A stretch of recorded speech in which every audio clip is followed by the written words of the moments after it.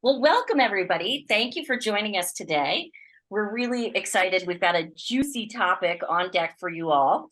And we're going to be discussing, as you know, strategies for boosting employee retention. I know that this is a topic that's on a lot of minds right now, so we're going to dig in deep. First, allow me to introduce our esteemed panel of HR specialists. First up, we have Lissa Hansard. She's both the founder and CEO of Cura HR. She's founded the company in 2010. And prior to that, she held different leadership roles across several different organizations like Quiznos, MWH Global, Level 3 Communications. Also with us today is Marcy Bowman. Marcy is the consulting director at Cura HR. She's been with Cura for nearly 7 years, speaking of retention, and she has a background in hospitality and the finance industry. And then last but certainly not least is Joy White. Joy is a consulting manager at Cura HR. She's been with the organization for nearly 8 years. And prior to that, she served in a variety of leadership roles at General Electric. So today we're going to cover off on, with our panelists, a round robin style session here. And we're going to focus on a couple of critical topics. So the first one is misses that managers and employers make regarding retention and engagement. Next up will be what managers should be doing so they understand the risk that's actually inherent in a team. And then lastly, we want to look at what are folks doing right? What are some success stories of employee retention that we can glean some insights from? So without further ado, we will hop in. Just to give everybody the lay of the land, we'll do a panel discussion for about 45 minutes, and then we will conclude by answering your questions. I would encourage you, as questions arise for you, to please go ahead and put them into the Q&A whenever you think of them so you don't forget. And we will address as many of those as we can at the conclusion of the session today. So thank you for joining us. And we'll kick it off with the first question, which I'm going to actually direct at Marcy. And that is, with voluntary turnover numbers declining, why is retention such a hot topic right now for everybody? Thanks, Allie. Sure. Many organizations may be focusing on their budgets at this time during the year. They're forecasting as we're going into 2024. Some are focused on implementing cost-saving measures. So one thing we really want to focus on are those skill gaps. So it can take time to find a suitable replacement for a departing employee. There's a transition period. There's a gap in skills and productivity. So retaining employees is really a great focus that helps us to mitigate those gaps. Also, a focus on employee well-being. So this is another hot topic. It's really a growing emphasis on recognizing that happy and healthy employees are more likely to stay with a company. This includes addressing mental health concerns, providing a supportive, engaging work environment. So while we do say that turnover numbers are reducing by a certain amount, that's positive.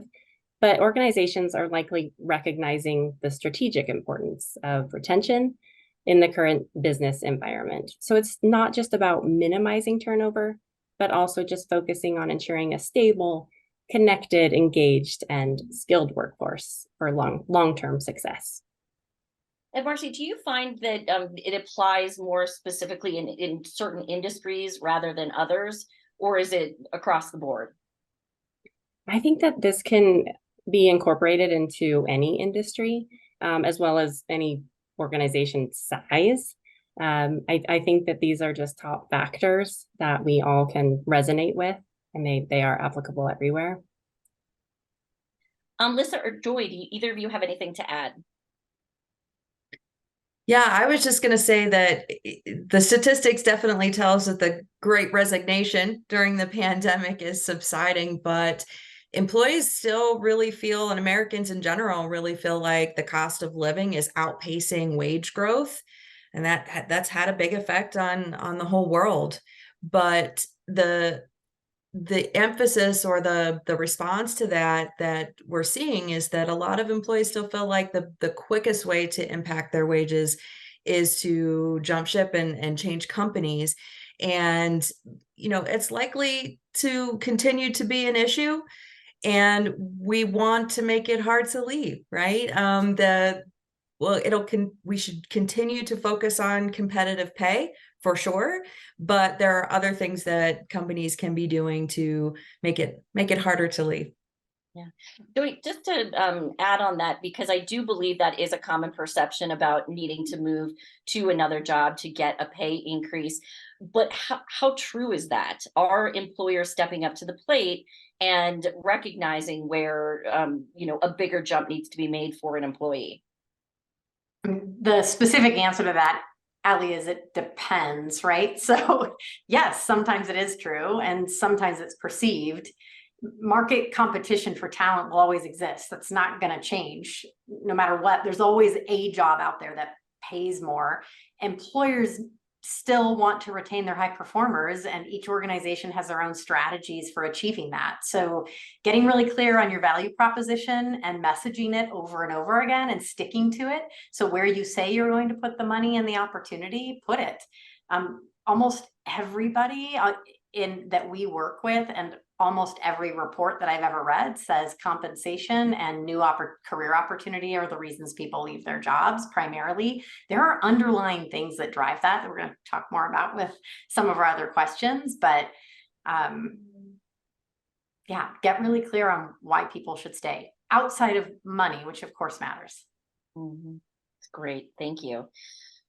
Okay, so moving on to our next question, where have you seen your clients be surprised by turnover? And what do you think causes that surprise, that they didn't see it coming? Yeah, I can take that one. I had a client not long ago that knew they had a turnover problem, so that wasn't the surprise. The reason for it was the surprise. So they really did believe it was mostly pay. That's what people were telling them on the way out the door. But we did a deep dive and talked to a lot of people and went at it for a couple of different ways. And we actually found that their overall compensation was within market. Although they did have a couple of practices that affected employees' take-home pay. The bigger reason was that the group with the highest turnover rates experienced inconsistent treatment from their leads, which is the people that they interacted with the most on a day-to-day basis. So we did 3 things with them. We those practices that I mentioned that were kind of eroding at their take-home pay, we were able to address those pretty quickly and easily. There was a little bit of low-hanging fruit that we were able to get to really quickly, and that really showed those folks that leadership was listening to their concerns and addressing them wherever we could. So that was number 1. And then number 2, we got all those leads in the same room and we talked to them, and I led them through a discussion about what are some of the most common employee issues that they were experiencing and addressing, and in interacting with those teams. And we got really clear through that discussion what are some more consistent ways of handling them. So they were each doing their own thing, and by bringing them into the room and talking through them, we got some consistency built up around that. And we also, through that, made it okay for them to talk to each other and to talk to HR or other experienced leaders about some maybe unusual situations that may come up, so that they didn't feel like they were on their own in terms of figuring out answers and solutions. And then 3, we took it a step further and incorporated some formal training across all levels of people leadership.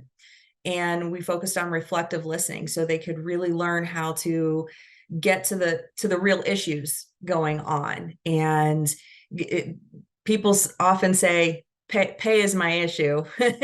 And as Lissa mentioned, there's often underlying things. And so giving them some real skills around doing that. And so bottom line was that no matter how much you pay people, it's really hard to pay people enough to put up with being treated badly. And so That client in particular, when we implemented these kinds of things and really felt like we were getting to core issues, that client did see increased retention over time. And through those efforts, it took some time. It wasn't immediate, but over I would say about a 2-year period, we saw engagement scores go up and retention improved as well. Great. And just in terms of the process of doing that coaching and the reflective listening and those other things you mentioned, are those singular sessions?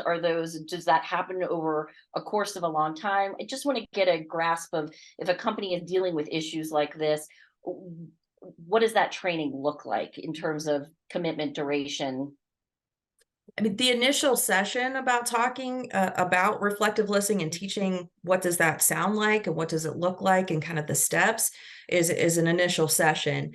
But the training also involves some practice and some feedback. And then, and I think we'll maybe mention it later as well, but checking in with folks over time to see how it's going and ask them how they've implemented it and where was it successful.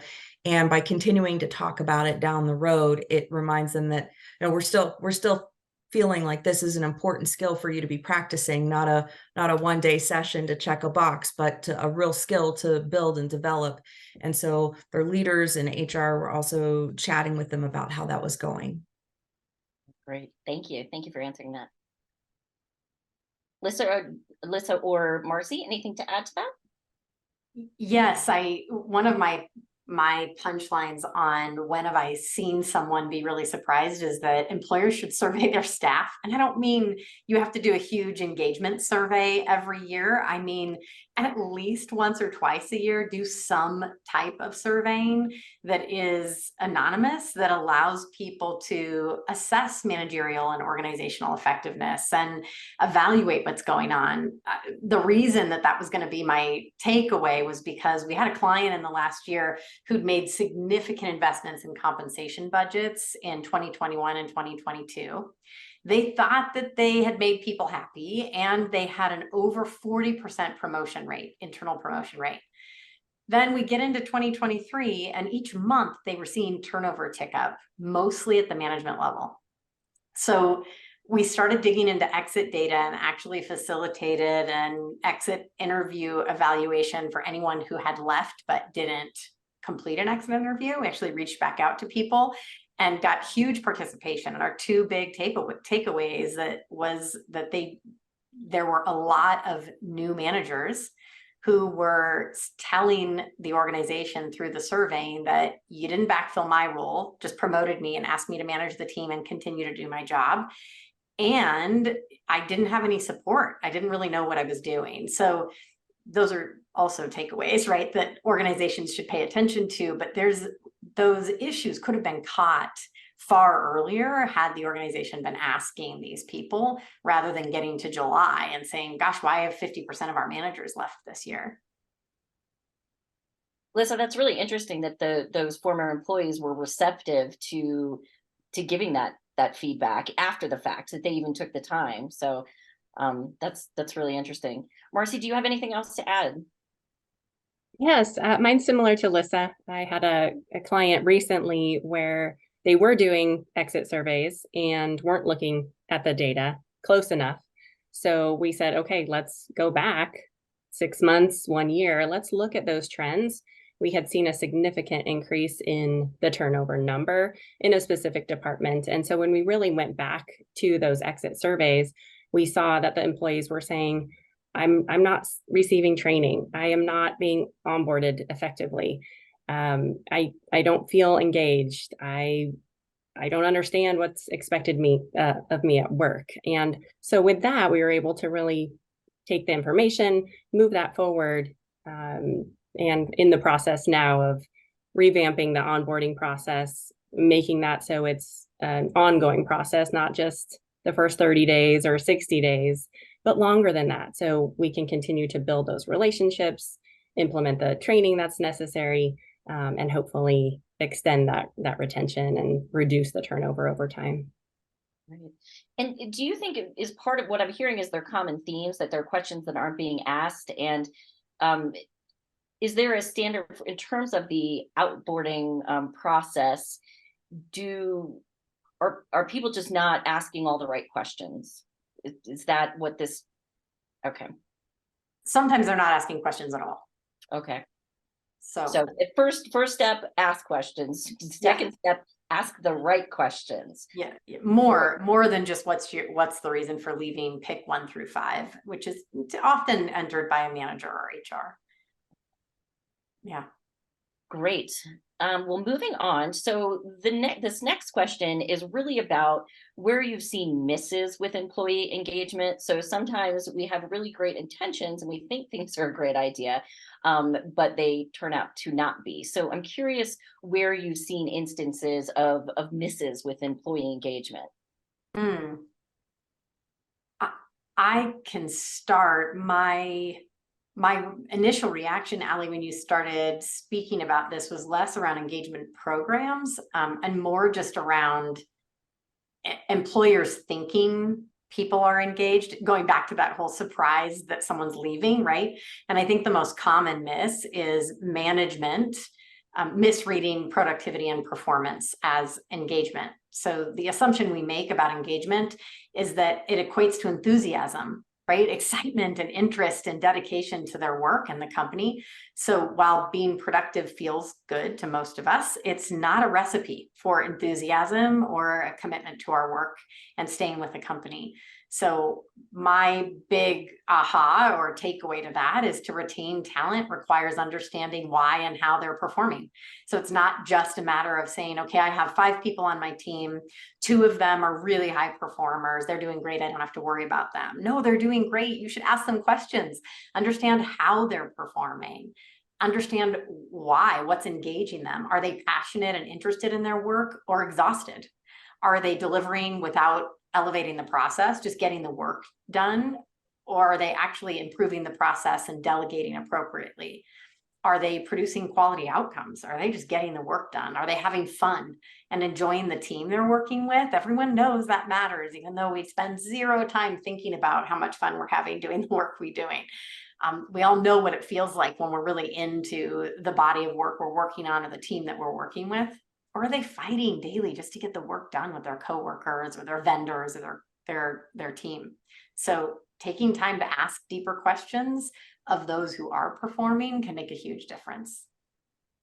Yeah, I imagine I think as our human nature is to focus on the problems and not what's going right. So I think underscoring that point is really poignant. To keep an eye on, it's just as important to hear from the happy people as it is the unhappy people.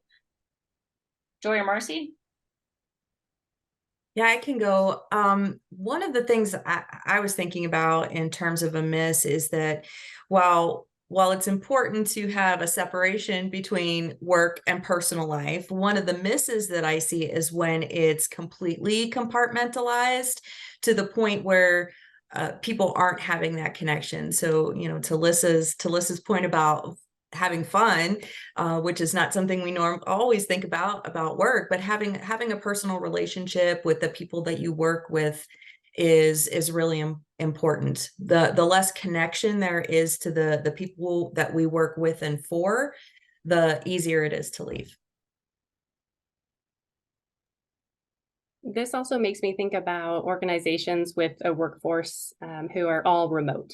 So that just adds another element into the difficulty of engaging regularly or losing that human connection. So I think there are strategies that we can all put into place to create that connection and that engagement. One of the great things to do is to implement a performance management tool or system or some sort of consistency where an employee and a manager or teams are meeting regularly and they're creating those opportunities to make those connections, have fun, share information, they have things to relate, then everyone is not feeling so isolated. So that, just that remote environment, there may be some different things that we need to think about and incorporate. Yeah, and I'd be remiss if I didn't say that's something I've actually noticed you all do really well at Cura is because you're a remote workforce, really making a concerted effort to bringing the team together for camaraderie, fun, and learning. So you guys exemplify that certainly. I'm curious to know, so there's the aspect of getting your employees to engage with one another and have that team spirit, but how important or not is it to include people's families, like in having, you know, a picnic or family, inviting families in? Is that important at all? Wonderful if you can make it happen. I think that the realistic of the logistics and the planning can make it a lot harder. And it's easier for smaller groups. So we have certainly gone through that as we've grown, right? As when we were much smaller, we were able to bring everyone together, including spouses, or we could have a big group event. We're all over the country now, from South Florida, New Jersey to Southern California. There's no possibility of, and we're much bigger, of doing that anymore. But that doesn't mean that we can't have small hosted or even large hosted virtual events that are incorporating family. I mean, I'm thinking about last year's, we did like a holiday non-alcoholic beverage making event where we all got little kits at home, and families were encouraged to participate in that. So there are solutions out there, I guess, is my punchline, and it's a wonderful thing to do. It's not always realistic for businesses. Fair enough. Yes. So then with regards to knowing, like, how do you know if you have a retention risk? Well, leaders can't be obsessed over retaining their talent every day, and certainly not an entire organization, but they can choose to practice engaging with staff in a different way. It demonstrates that, especially when people are in leadership positions and leads of HR positions, it demonstrates that they value employees enough to connect, and it sets an expectation that their managers and other management and leaders should be doing the same thing. So we know that frequency matters in connecting with employees. We know that leaders and directors should be making time to connect with someone regularly. They should be asking how people are doing, what they're excited about, or asking about recent wins and success stories regularly. That doesn't mean once a year. That means identify the talent that you want to engage with and work really hard to stay connected to them with frequency. Managers and leaders will be more adept at noticing changes in people's engagement if they're connecting regularly and they're asking these types of questions. Even just observing the same people regularly, right? They say 55% of what we communicate is in our body language. So pay attention, especially if you're all virtual. Pay attention to how people are looking at the camera, and if how they're communicating to you with their body language and facial expressions. You will pick up on changes. So when a leader asks how things are going and an employee shares something negative, identifying how they can change and fix it. It's one of the most powerful tools for engaging and sharing accountability and demonstrating that you care, and identifying the core problem with the employee if you're asking questions. Lisa, are there common themes with regards to core problems? Or do they vary by employee?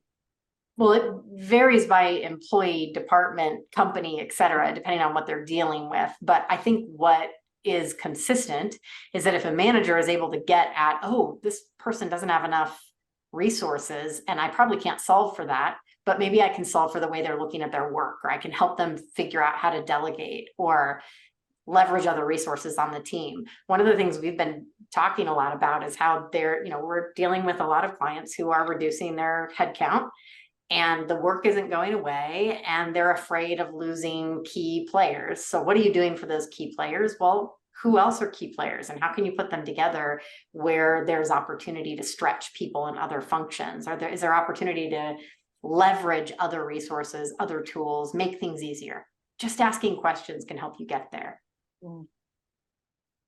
Marcy or Joy, is there any with regards to how do you know, what's the red herring that you have a retention risk? Anything to add there? My thinking when Alyssa was talking earlier about don't forget to ask the people who seem happy, is also don't really talk to everybody and make that a regular habit as well. So while there's also a tendency to focus on the people who are maybe making the most complaints or bringing up the most issues. Particularly those people, when they go quiet, that's when we should be worried. So people who are normally contributors that stop contributing, it may be a sign that they've kind of given up and don't feel heard, and they could be at risk. So ask the people who are happy, ask the people who are clearly unhappy, and ask the people who are quiet.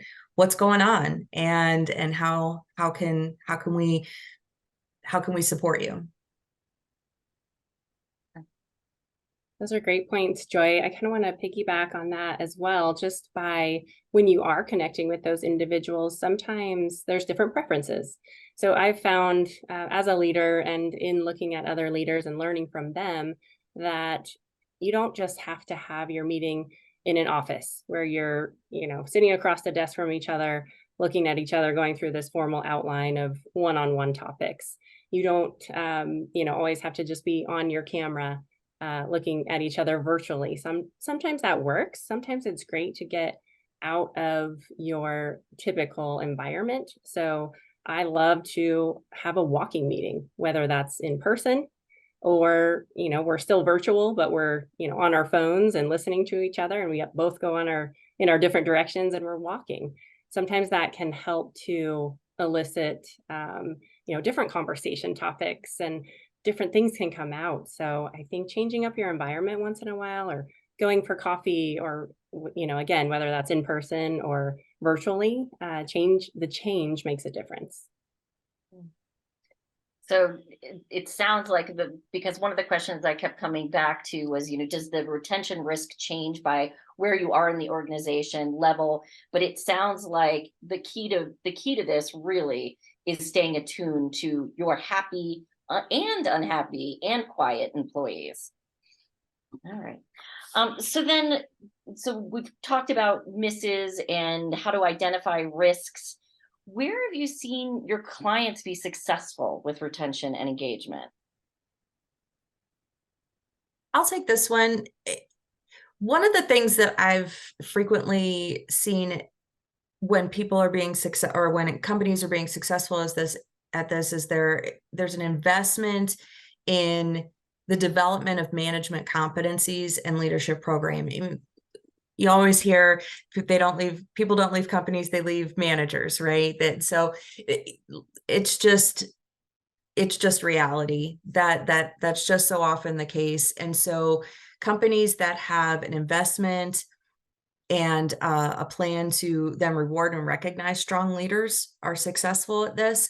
So, plan for it and communicate it. So having maybe a year-long annual training plan that includes leadership skills and competencies is important, and making that visible and publish it or communicate it. So employees at all levels of the organization know that that's something that we're investing in as a company. And then talk about it. Sometimes we see that in metrics improve just because we're measuring something.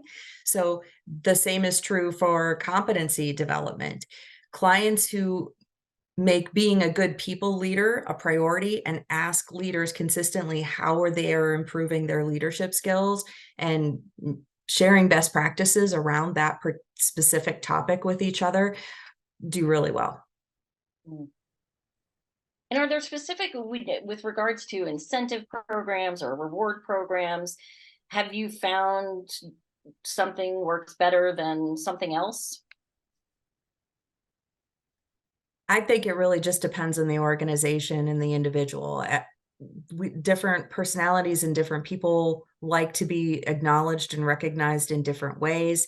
And so again, I keep coming back to the theme of knowing the people, and as Alyssa said, the what and how, what motivates them and what's important to them. And so that can look different based on industry or based on individual.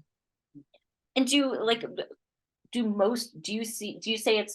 what percentage of companies do you think are currently offering some sort of rewards or incentive program? How mindful in general is the industry in terms of implementing these types of programs? Are most companies doing it? Or Half? retention specifically, Ally? Yeah, for retention. Yeah.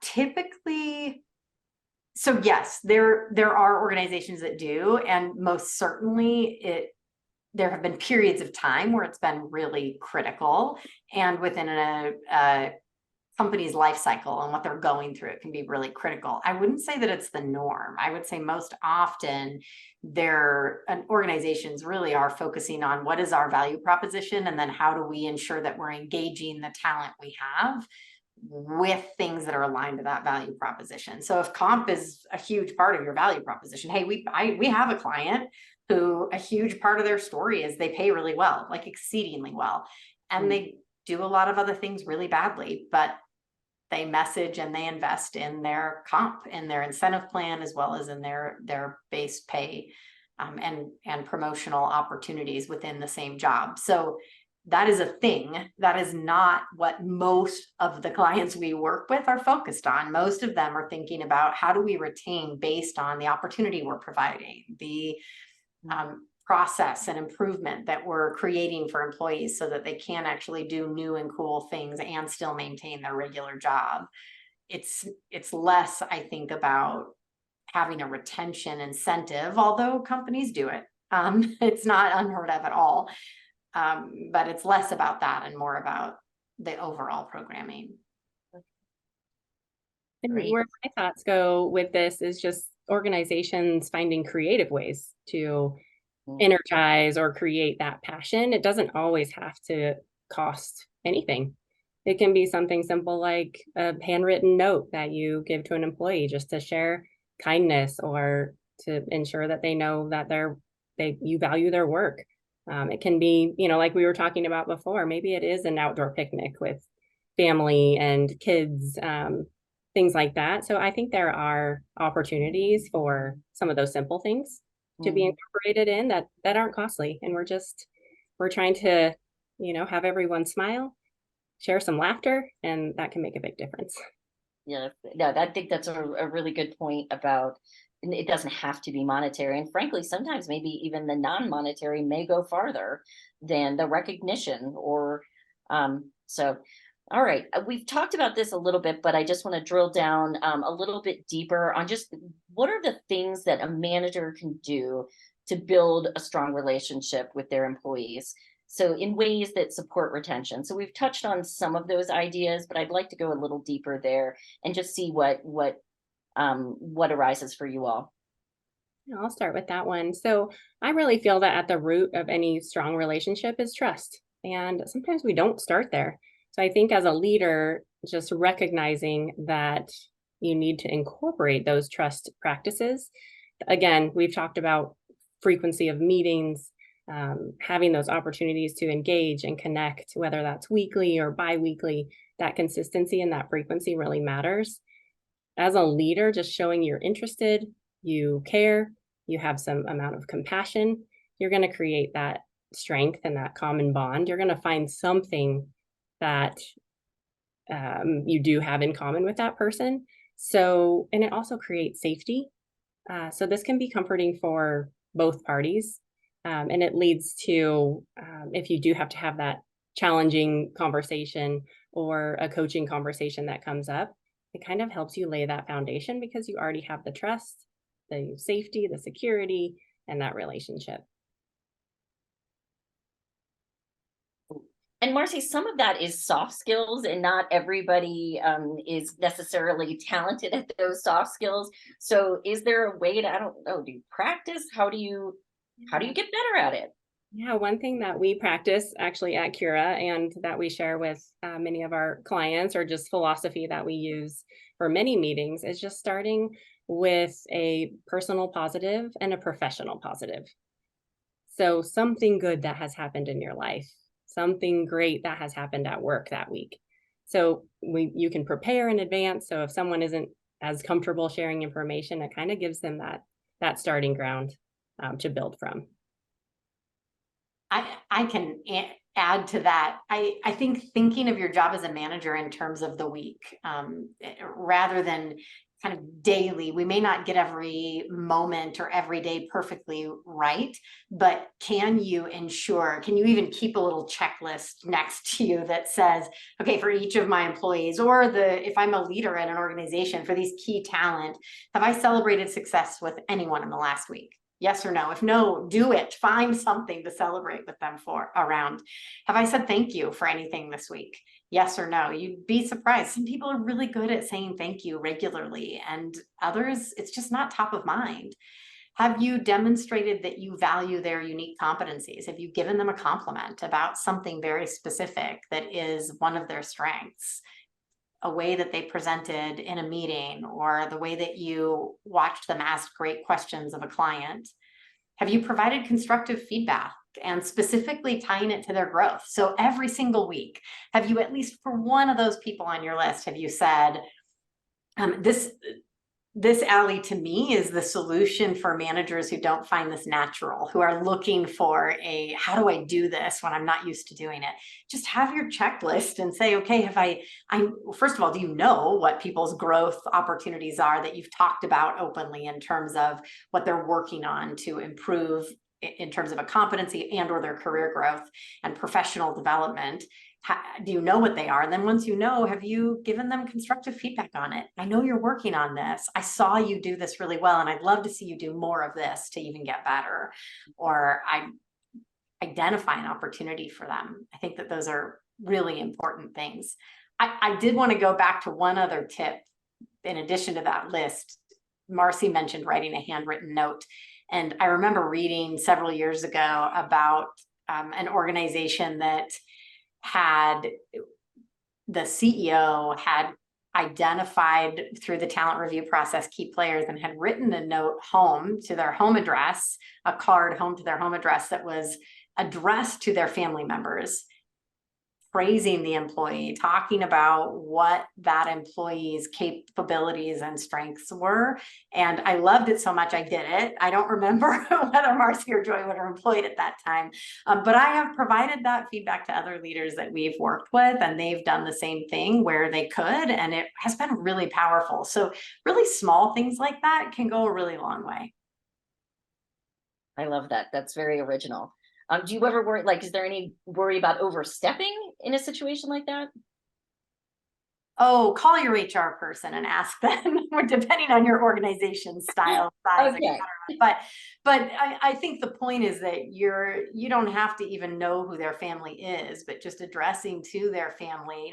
What I think the Admired Leadership organization talks about, how the best leaders know that you can inspire others by making them look good to people they care about. Well, that's a great example of, you're assuming that people really care about their family. So help their family see their strengths and capabilities through your eyes as their manager or leader. I love it. All right, we have one last question, and then we've received a couple of questions from the audience. So we'll wrap up with this one and then tackle a couple of those questions. And so last question.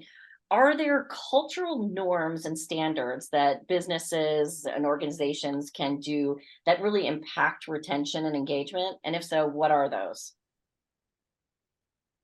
I think we've talked a little bit about, or we've talked enough about having regular one-on-ones, right? But one thing we didn't mention in those interactions between leaders and employees is to practice asking them for feedback. So we've emphasized how important that manager-employee relationship is. And I think that the feedback, feed forward, needs to go both ways in terms of what, as your manager, how could I have given you different support or better support? What would you have liked me to be more involved in or less involved in? And there's not a one size fits all in terms of managing a team. And so you really have to have the skill to be able to hold in your mind how each person on your team needs to be interacted with, and what makes them tick, and what is important to them. And so having that as part of that dialogue, I think is important. Speaking of feedback, and I use the term feed forward, which is focusing going forward. And I just heard Lissa use it. We use that a lot at Cura, which is, hey, I saw this happen. I'd love to see more of it. Or I saw this happen. And I think maybe it would make sense to dial that back a little bit. It's a more of less of kind of context. And I think that that's a really good norm or standard for managers to think about in terms, because managers really resist in a lot of places giving feedback. It's difficult, it's awkward, it's uncomfortable. And that's a framework I think makes it a little bit easier for people to think of, point something out that you observed and say more of, less of, right? I think that's really helpful. And then lastly, I would say that I would like to see managers and leaders let go of this concept of I'm doing it right or I'm doing it wrong, right? It's really, is it working, right? What's right for one employee might be wrong for another. And so let's just throw those words out when it comes to thinking about how am I doing as a manager, just what's working? Is it working for this person, for this team, or is it not? What can I tweaks in the margins to make it incrementally better is a good focus and framework to have as well. I'll just add, we keep talking about one-on-one connection, but OC Tanner's Global Culture Report for years now has consistently presented that regular one-on-one connection with with an employee's manager increases the odds of an employee being highly engaged by over 400%. And that number has gone from like 427 to 434 to something or other, but it makes a big difference. So one other thing that helps with that, I believe, and something that we implement with our clients that we work with in leadership operations all the time, is cascading messages, which may sound vague, but what I mean by that is at the end of every major meeting, if you have a weekly leadership meeting or an ops meeting, even a department meeting, that at the end of every meeting, that whoever's hosting and facilitating asks the question, what are our cascading messages and to whom? It creates a reason to ping someone with an update. It creates an added context to talk about with your employees, and it brings people along with you. You're initiating the change enablement of whatever it is you're talking about and cascading by sharing in advance. So that's just another tip that I would provide in terms of creating cultural norms. And just something small to add. I feel like when we talk about a culture of an organization, sometimes things like, oh, we have development opportunities, we've got growth opportunities, we offer flexibility and work-life balance. Well, that I feel like means something different to everyone. So as a leader, taking that opportunity to spend a little bit more time finding out what does that mean to each of your employees can really be beneficial in providing that. And it might not be consistent with everybody, but I think those opportunities can be shared. It creates a little bit more diversity in those areas, but just wanted to add those couple of things. Thank you. Thank you. All right. Well, we've gotten some great questions from the audience. So I'm going to go ahead and just toss one out here for you all. So this question is, do you see salary as a better retention factor when pay is important to keep employees from leaving versus competitive pay with better benefits? We've seen younger recruits less interested in benefits versus take-home pay. I mean, again, the answer is it depends. If your value proposition and the commitment you've made as an organization is to provide a holistic package, and you have a diversity of I'm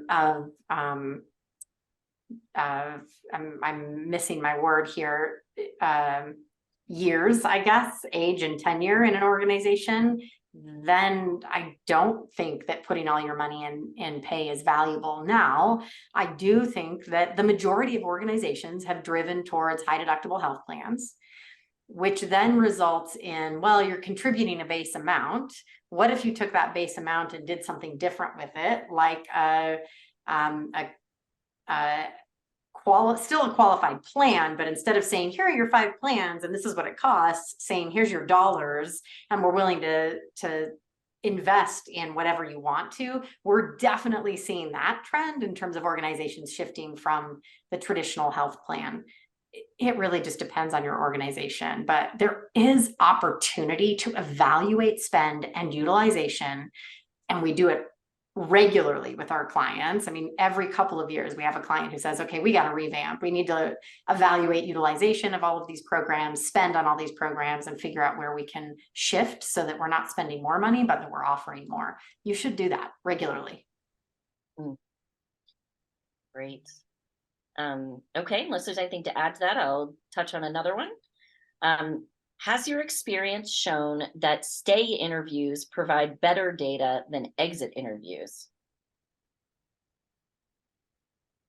I feel like that's something we skipped over along the way, and maybe we touched on it a little bit, but whether you call it a stay interview or it's a one-on-one, I mean, it's that frequency and that regular connection where you're asking those questions, excuse me, so you determine or discover if there is an issue before that person is even contemplating looking somewhere else.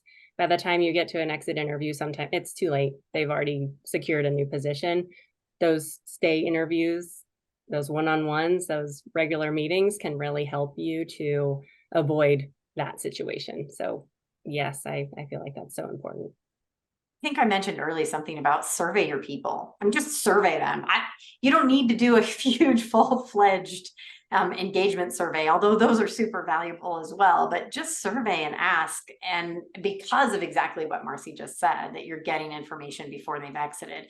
The reality is if you're not doing it frequently or there isn't trust that it's going to be anonymous, then you run the risk of not getting transparent feedback, as with exit interviews. I actually was at a conference recently and heard a vendor talking about the fact that they were blown away at the effectiveness of surveying weekly. And we said, weekly? Like, that's a lot.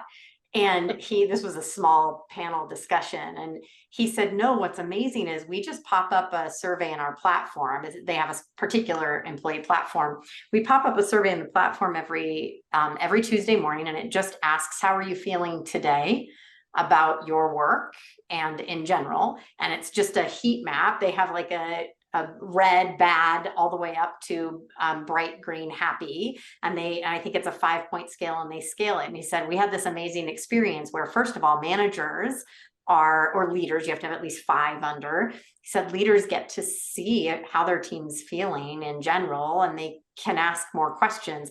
But he said, I did an announcement about a delay and something we were releasing, and it was all positive as far as I was concerned.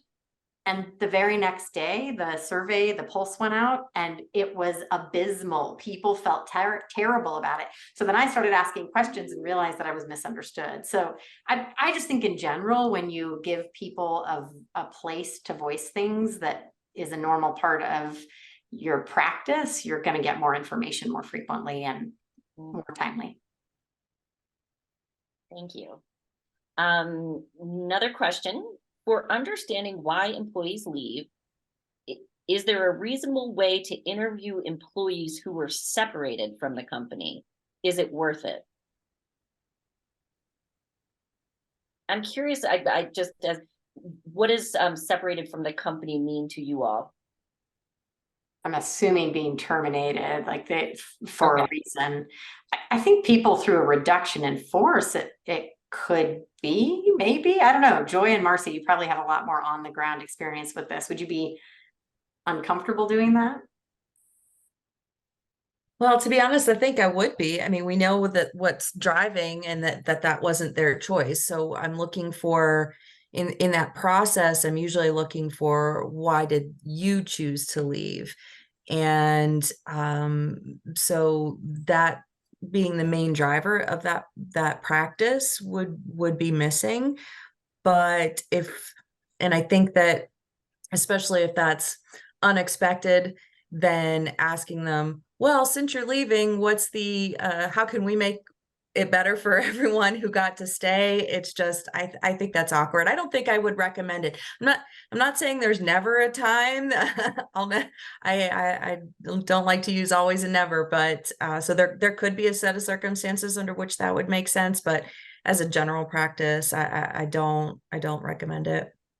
Yeah, the only time I can think of that is during a reduction in force situation where really we're trying to be as supportive and show care and compassion and bring that human element into those conversations. And sometimes with that, the person who is departing will share sentiments that they valued working there, or they really loved their manager, things like that. But yeah, otherwise I wouldn't be so comfortable. That makes sense. We have another one. Any tips if a valued employee is actively getting recruited away from your company? What steps can we take? Ask a lot of questions. I'm assuming there's a reason that they're being poached. So engaging in the process, seeing yourself, whether you're HR or you're a manager or a leader, seeing yourself as the other negotiator and saying, okay, sometimes a person's lost, they're fed up, they're done, they don't want to be there, and maybe there's nothing you can do. But if you care enough and you really want them to, there's absolutely an opportunity to say, what makes you consider this? What's compelling about it? What can we do to provide those opportunities? Just asking kind of deeper questions about the situation so you can get them thinking about the loss of leaving. What opportunity lost is it that if you leave, and what can we create here to create an opportunity and demonstrating that you care? Mm-hmm. Any additional comments on that? There was another question, but it's kind of dovetails with that, and that was any feedback or perceptions for countering offers when someone resigns. So that really gets on the heels of the previous question. Well, I think it depends what you're countering, right? Are you just countering comp, or are you countering something bigger? So think bigger, I guess, is my punchline. Don't just think it's about pay. There's more than just pay going on. Great. Well, I think we're close to the top of the hour, and this has been really informative. Thank you all for your insights and just sharing with us. It's again been very informative. So for everyone else, please know that we've recorded this session and we will be disseminating it over the course of the next week. You'll receive an email with a copy of this so that you have the content. And then if you have any additional questions that we didn't address, please feel free to reach out to us either via the Cura, our website, our contact form, or via hello@curahr.com, and one of the team members will get back to you. But we thank you all, A, for being here, B, for expressing your interest in this specific topic. And if there are other topics you would like to see us covering off on, please share those with us as well via any of these outreach mechanisms. So thank you to our panelists for your time and thoughts, and thanks to all who joined in. Have a wonderful rest of the week.